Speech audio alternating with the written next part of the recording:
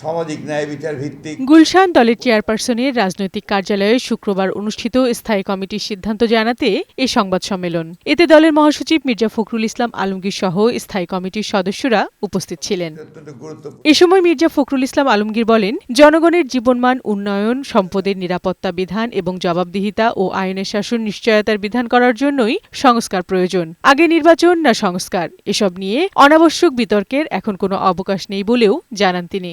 যেহেতু সংস্কার কি চলমান প্রক্রিয়া, সংস্কার ও নির্বাচন প্রক্রিয়া দুটোই একসাথে চলতে পারে।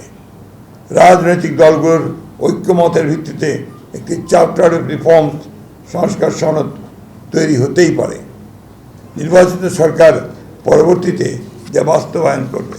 আমরা এমন কোনো পদক্ষেপ নিতে পারি না যাতে করে ফ্যাসিবাদ বিরোধী জাতীয় ঐক্য, গণ ঐক্য বিনষ্ট হয় অথবা ফাটল ধরে।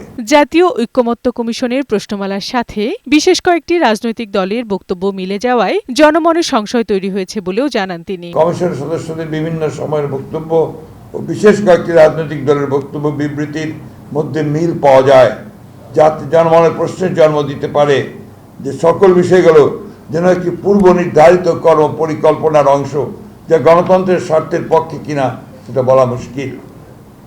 সুপারিশমালার সমূহ পর্যালোচনায় প্রতীয়মান হয় যেহেতু ভবিষ্যতে অনির্বাচিত ব্যক্তিদের রাষ্ট্রীয় দায়িত্বে নিয়োগের অযৌক্তিক প্রচেষ্টা রয়েছে, যা অনভিপ্রেত।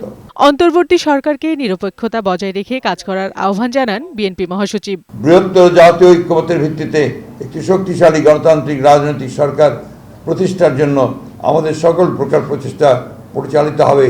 বিউটি সমাদ্দার, বৈশাখী সংবাদ, ঢাকা।